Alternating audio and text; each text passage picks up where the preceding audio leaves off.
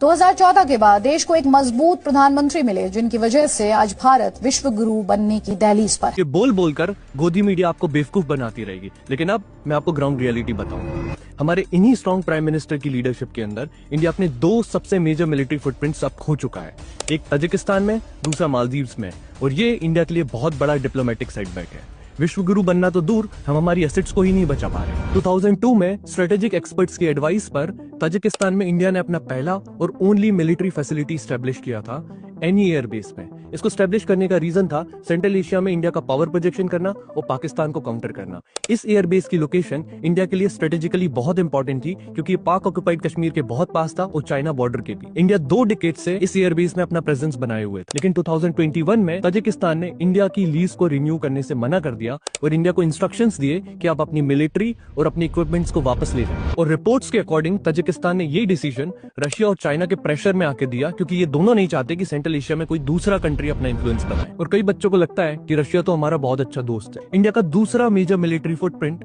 मालदीव्स में था। मालदीव्स इंडिया के लिए स्ट्रेटेजिकली बहुत इंपॉर्टेंट था इंडियन ओशन में अपनी डोमिनेंस को स्टैब्लिश करने के लिए, लेकिन इन्हीं स्ट्रॉन्ग प्राइम मिनिस्टर की लीडरशिप के अंदर मालदीव्स में एक full fledged India out campaign चला, जिसके बाद मालदीव्स गवर्नमेंट ने इंडिया को इंस्ट्रक्शंस दिए अपने ट्रूप्स को विड्रॉ करने की। और इसी के बाद मालदीव्स ने चाइना के साथ एक डिफेंस और मिलिट्री असिस्टेंस का एक एग्रीमेंट साइन किया। आज चाइना मालदीव्स में एक मेजर इन्वेस्टर है। इंडिया में एक full fledged Maldives boycott campaign भी चला, लेकिन इससे मालदीव्स को कुछ भी इंपैक्ट नहीं पड़ा, क्योंकि आज इंडियन टूरिस्ट को चाइनीज टूरिस्ट कंप्लीटली रिप्लेस कर चुके हैं। और ये इंडिया के लिए एक major diplomatic setback. National security advisor Ajit Doval और फॉरेन मिनिस्टर जयशंकर, इन दोनों की अपॉइंटमेंट का इतना हाइप क्रिएट किया गया था, इतनी रील्स बनाई गई थी, तो अब समय आ चुका है इस चीज को इंट्रोस्पेक्ट करने का कि इनकी एडवाइस से कुछ भी सब्सटेंशियल रिजल्ट निकल भी रहा है, क्योंकि अभी तक इंडिया अपनी फॉरेन पॉलिसी में कुछ भी मेजर ब्रेक थ्रू अचीव नहीं कर पाया है। और सिक्योरिटी का तो छोड़ दो, इंडिया पे अभी तक कोई भी टेरर अटैक्स कम नहीं हुए, बल्कि इंक्रीज हुए हैं।